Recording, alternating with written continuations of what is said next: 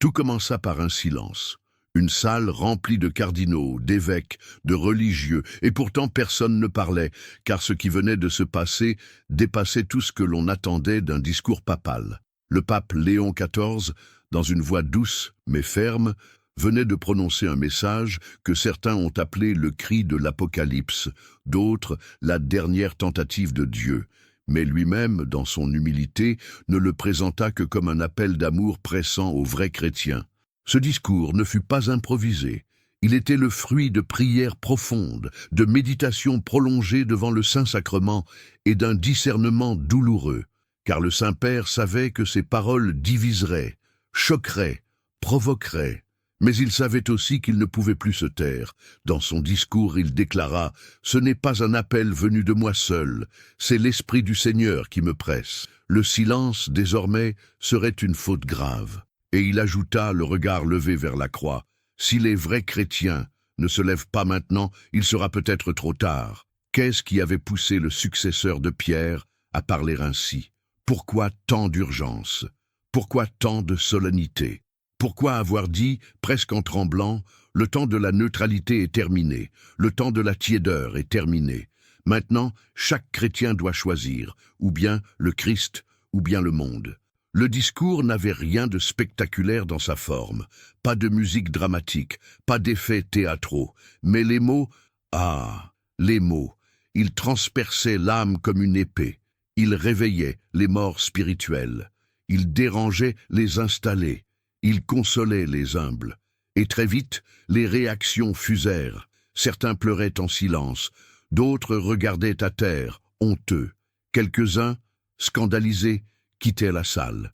Mais tous savaient, quelque chose venait de changer. Dans ce premier chapitre, nous plongeons dans le cœur brûlant du message papal, car avant d'en expliquer les détails, il faut comprendre le feu intérieur qui animait Léon XIV. Il ne parlait pas comme un professeur, ni comme un politique. Il parlait comme un père qui voit ses enfants marcher vers l'abîme et qui n'a plus qu'une arme, sa voix. Ce qui frappa le plus les fidèles attentifs et les théologiens après le discours de Léon XIV, ce fut l'harmonie parfaite entre son appel et les voix des papes précédents. Il ne s'agissait pas d'une nouveauté.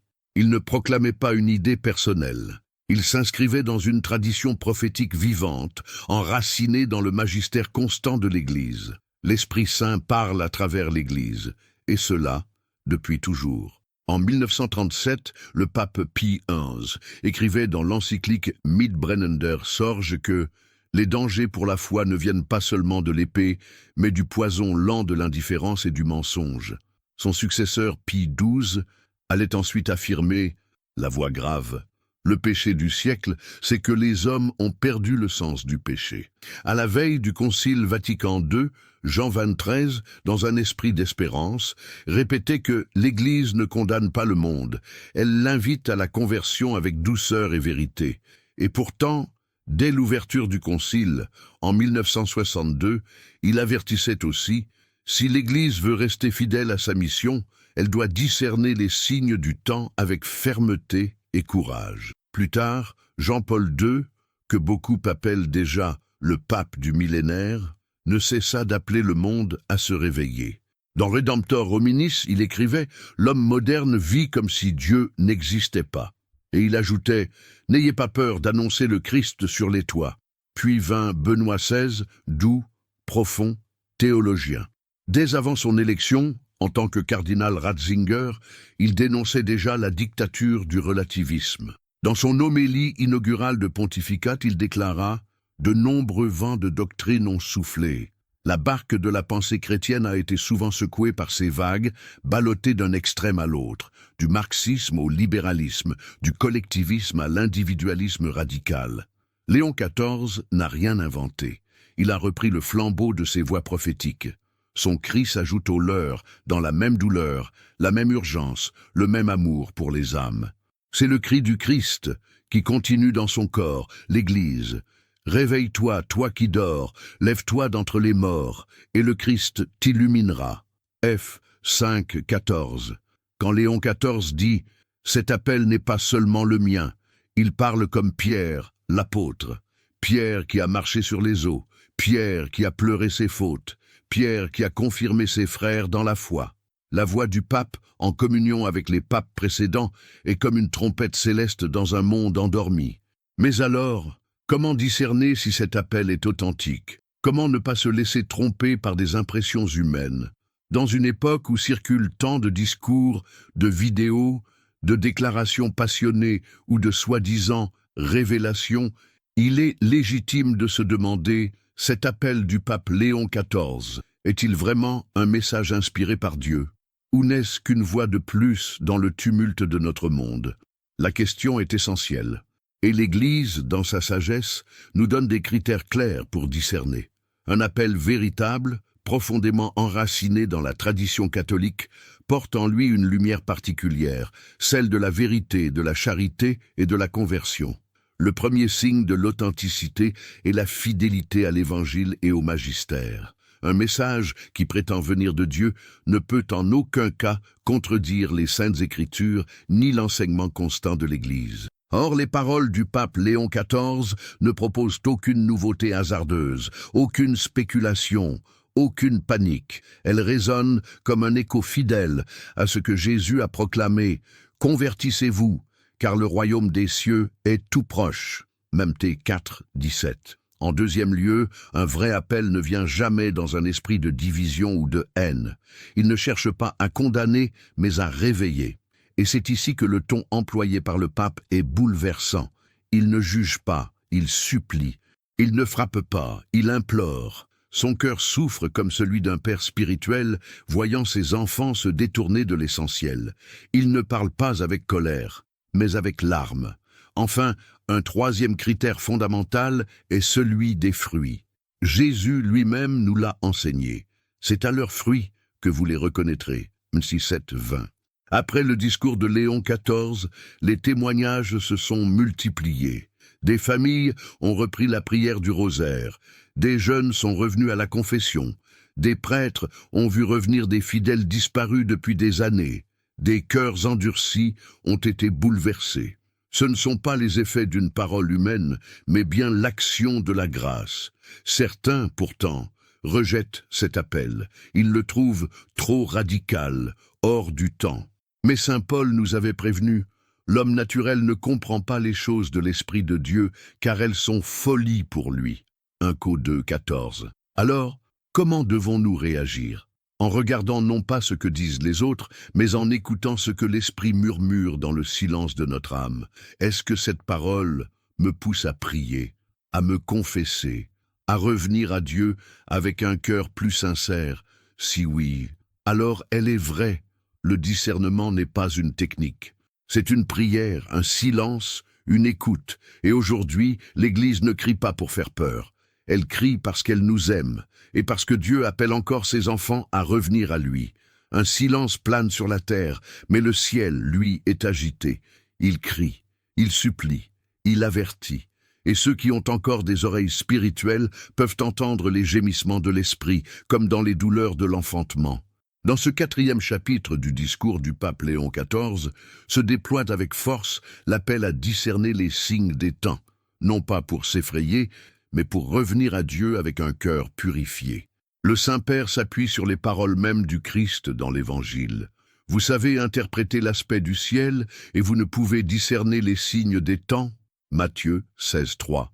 Il dénonce alors la cécité volontaire d'un monde qui court vers sa perte en souriant et la léthargie spirituelle de nombreux chrétiens qui vivent comme si rien ne se passait, comme si Dieu ne parlait plus. Mais Dieu parle encore. Et ces signes sont visibles pour ceux qui prient. Quels sont ces signes? Ils ne sont pas toujours spectaculaires. Ils ne prennent pas toujours la forme de tremblements de terre, de guerres ou de fléaux, bien que ceux-ci existent aussi. Les signes véritables, ceux que l'Église apprend à discerner, sont profondément spirituels et douloureusement concrets. Léon XIV les énumère avec sobriété et gravité, l'effondrement de la vie sacramentelle dans de nombreuses régions du monde, le mépris croissant pour la vie humaine, de sa conception à sa fin naturelle, la profanation du dimanche, désormais absorbée dans le consumérisme et le bruit, la sexualisation massive des enfants et la confusion sur l'identité humaine, la montée d'une apostasie silencieuse dans les cœurs des baptisés eux-mêmes, et surtout l'oubli de Dieu, remplacé par un culte de l'ego et de la performance. Mais ce qui blesse le plus le cœur du pape, et à travers lui, le cœur du Christ, c'est de voir que même au sein de l'Église, une partie du clergé s'habitue à cette situation. Il y a une fatigue, une peur, une hésitation à proclamer la vérité tout entière. Et pourtant, le pape Léon XIV n'est pas venu pour accuser, mais pour réveiller. Ce n'est pas l'heure de juger le monde, dit-il. C'est l'heure de se juger soi-même à la lumière de la croix. Dans ces paroles transparaît un feu intérieur, une urgence, une certitude intime. Nous vivons une heure décisive de l'histoire chrétienne, et cette heure ne peut être traversée qu'en se réfugiant dans la prière, dans la pénitence, dans le retour au cœur battant de la liturgie. Il invite alors à lire les signes avec les yeux des saints, ceux qui voient clair parce qu'ils prient, ceux qui comprennent parce qu'ils pleurent devant l'autel, ceux qui annoncent parce qu'ils ont d'abord écouté Dieu dans le silence. Il évoque saint Paul VI qui affirmait déjà en 1972 « Par quelques fissures, la fumée de Satan est entrée dans le temple de Dieu ». Et il affirme avec force « Le monde ne manque pas d'information, il manque de contemplation, il ne manque pas de bruit, il manque de silence ». Ce chapitre se conclut sur une invitation. Regardez non pas les ténèbres avec fascination, mais fixez le Christ avec espérance. Car les signes des temps sont aussi des appels à l'espérance, l'éveil de vocation dans des lieux inattendus, le retour à la foi dans les cœurs blessés, la sainteté cachée de tant d'âmes fidèles. Là où le péché abonde, la grâce surabonde. Romains 5, 20. Mais pour que la grâce se déploie, encore faut-il que les cœurs s'ouvrent. Et le pape le redit, en regardant le monde avec une tendresse inquiète, le ciel frappe doucement à la porte, mais il ne forcera jamais l'entrée. Dans ce chapitre poignant, le pape Léon XIV nous entraîne dans une réflexion profonde sur les ennemis de la foi chrétienne.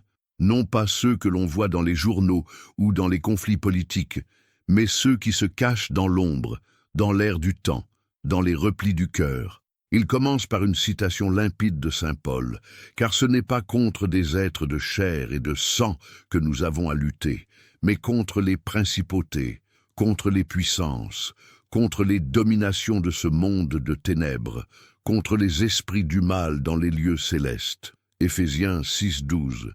Le Saint-Père insiste. La lutte du chrétien est une guerre spirituelle. Elle ne se voit pas avec les yeux du monde. Elle ne se mesure pas en chiffres, en statistiques ou en votes. Mais elle se gagne ou se perd dans le secret des consciences. Quels sont ses ennemis invisibles?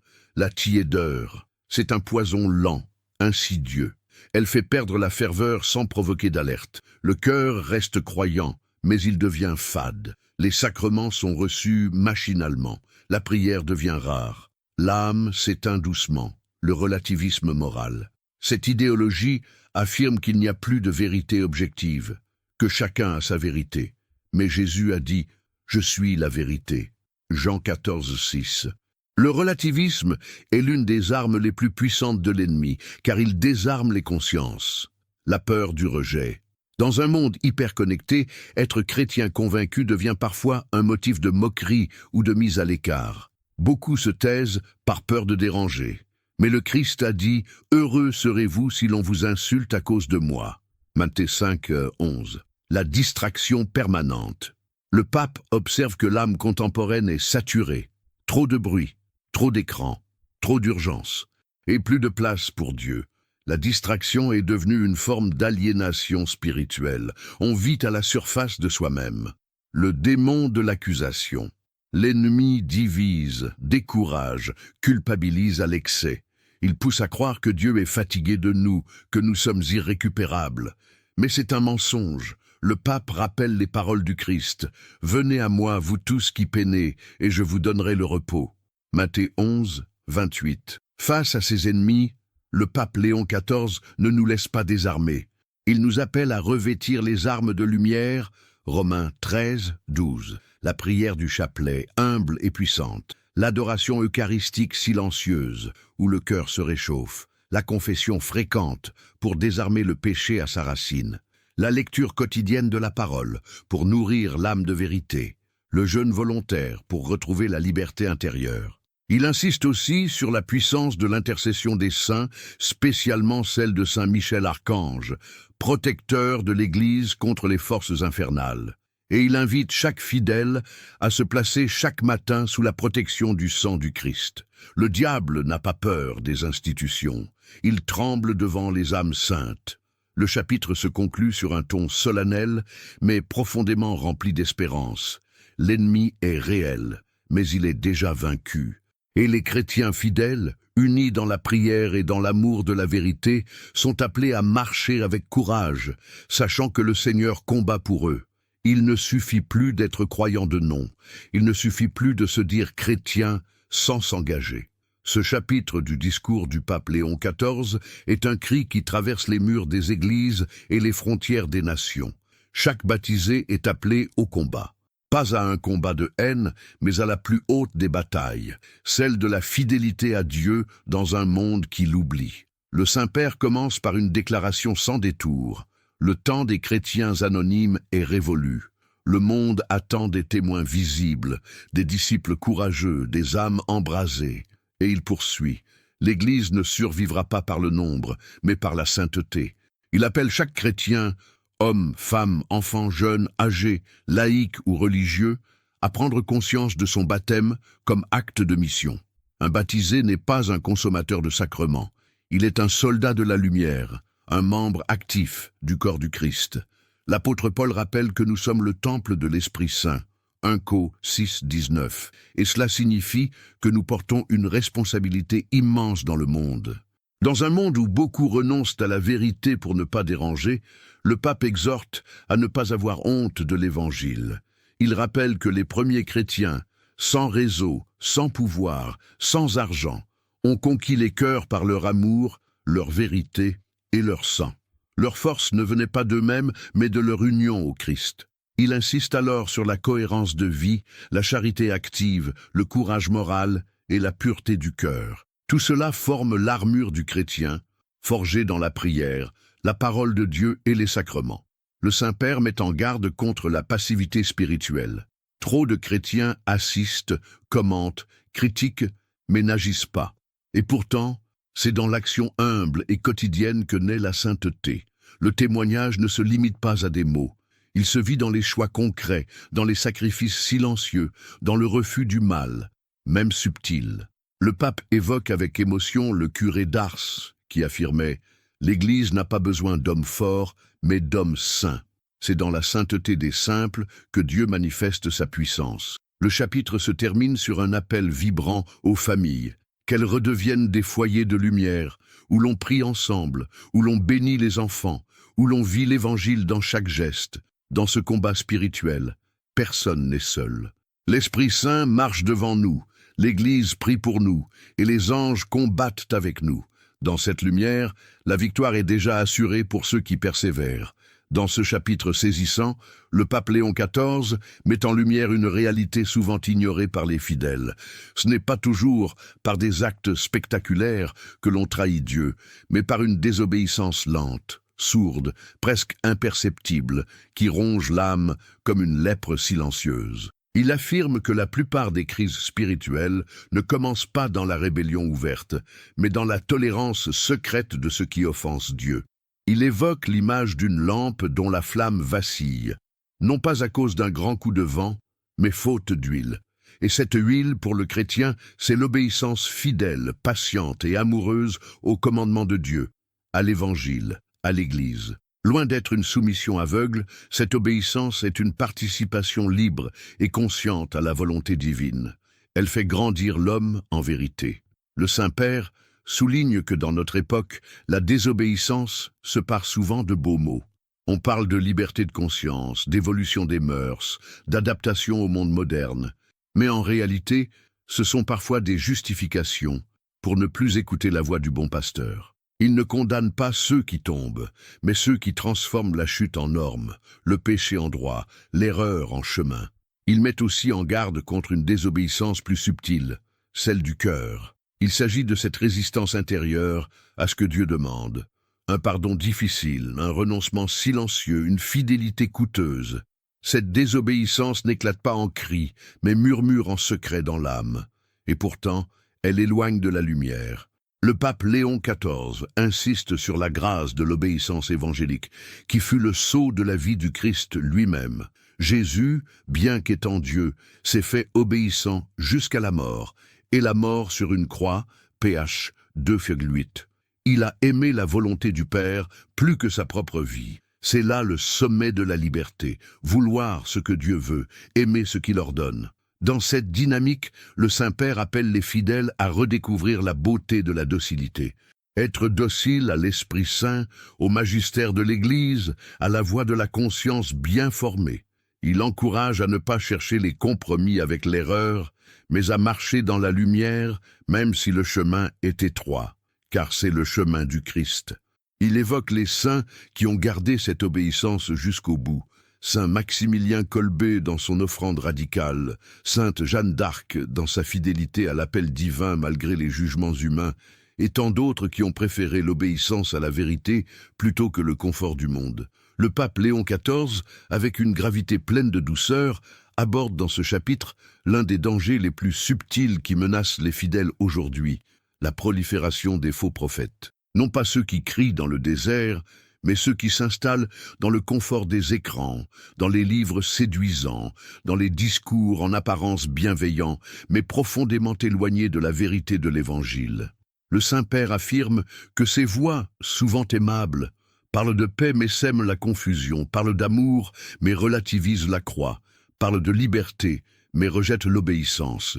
Il rappelle les paroles du Christ. « Méfiez-vous des faux prophètes, ils viennent à vous déguiser en brebis, mais au-dedans ce sont des loups voraces. » Matthieu 7, 15. Ces faux prophètes ne sont pas toujours des ennemis visibles de l'Église.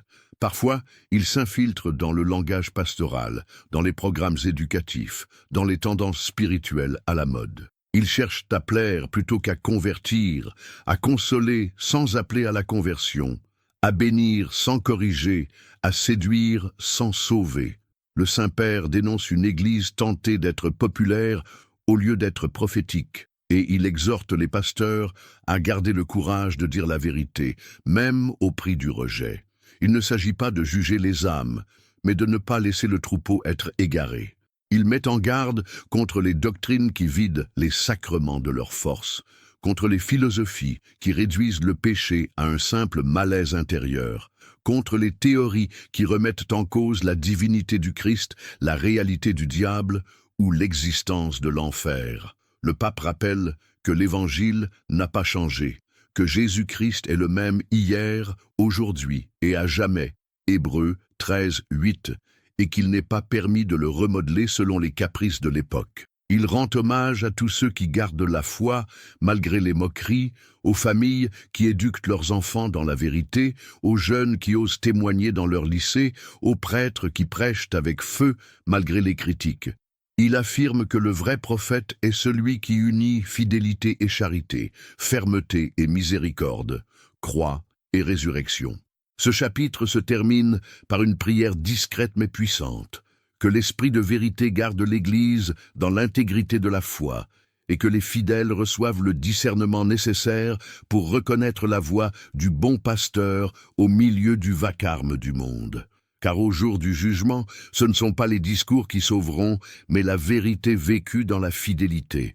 Le pape Léon XIV soulève ici une question essentielle à la vie chrétienne authentique. À qui notre cœur obéit-il? À Dieu ou à l'opinion du monde?